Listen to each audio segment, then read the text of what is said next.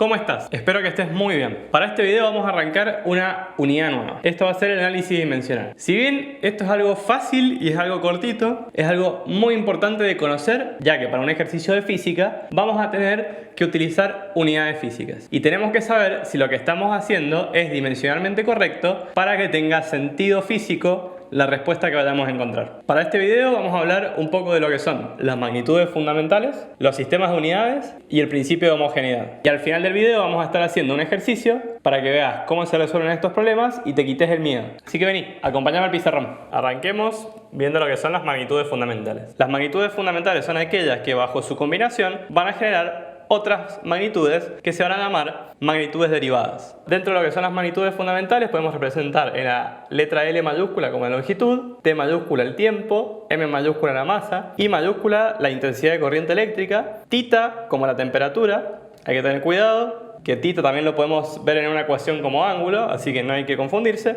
y N como la cantidad de sustancia. Dadas estas magnitudes, se lleva todo a un sistema de unidades. Un sistema de unidades es cómo lo vamos a representar. Entonces, la representación que vamos a tener de magnitudes fundamentales, por ejemplo, en SI o lo que se llama el sistema internacional, va a ser para la longitud M en metros, el tiempo S, que va a ser en segundos, la masa en kilogramos, que la vamos a representar como kg, la intensidad de corriente eléctrica, que la vamos a representar como A mayúscula, que vamos a llamarle ampere en el sistema internacional, la K mayúscula, que va a ser Kelvin, que va a ser unidades de temperatura, y N minúscula, que va a ser mol o la cantidad de sustancia que vamos a tener en una mezcla. Otro sistema de unidad puede ser el CGS, que es centímetros gramos segundo, o también se llama segesimal. En este, lo único que vamos a tener cambiado respecto al sistema internacional van a ser estos tres parámetros, en donde la longitud la vamos a representar como cm, que va a ser centímetros, el tiempo lo vamos a representar en S, que va a ser segundos. Esto no cambió respecto al sistema internacional. Lo que sí cambió va a ser la masa, la cual vamos a representar como G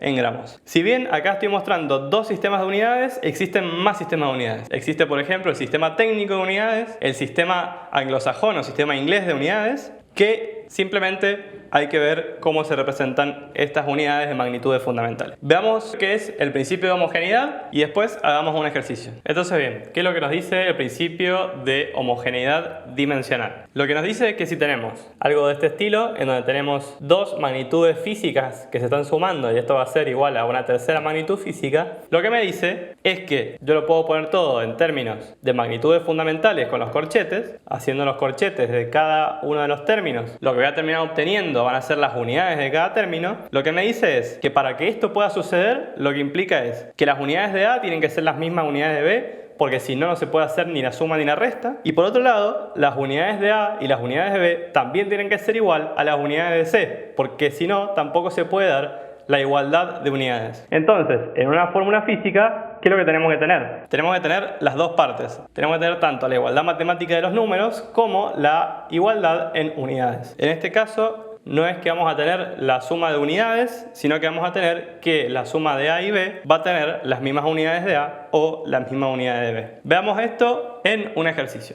El ejercicio nos da la siguiente fórmula, que probablemente la conozcas o las vayas a conocer de cinemática, y nos dice que queremos saber las unidades de Z. ¿Qué nos pide de Z? Por un lado, las unidades, y por otro lado el análisis dimensional. Eso quiere decir representarlo en las magnitudes fundamentales. Entonces bien, aplicamos la función de magnitud para ambos lados del igual, y lo que vamos a tener es que la magnitud de X va a ser igual a la magnitud dimensional de lo que tengamos dentro del paréntesis sobre la magnitud dimensional de Z. Delta X es una unidad de longitud, con lo cual va a ser L. Cada una de estas B, F y BI son velocidades, con lo cual van a ser unidades de longitud sobre tiempo. Entonces, en términos de unidades, sería L sobre T al cuadrado menos L sobre T al cuadrado, dividido las unidades de Z. Como te había dicho recién, no es que vamos a hacer la resta de unidades, sino que como tenemos una resta, las unidades de la resta va a ser las unidades de cada uno de los términos. Esto sería lo mismo que L sobre T al cuadrado sobre las unidades dimensionales de Z. Esto podemos ya aplicar el cuadrado. Esto sería L cuadrado sobre T cuadrado sobre las unidades de Z. Y por último, lo único que nos queda es despejar Z. Si pasamos Z multiplicando a L y L dividiendo, nos va a quedar que las unidades de Z son igual a L cuadrado sobre T cuadrado por 1 sobre lo que habíamos pasado dividiendo, L, y esto nos termina quedando que las unidades de z finalmente son L sobre t cuadrado. Con esto concluimos lo que es la parte del análisis dimensional de z. Como hemos visto, si te acordás de las fórmulas de cinemática, z lo que termina siendo es la aceleración. Con lo cual, si queremos ver en el sistema de unidades, es simplemente pasar esto, por ejemplo,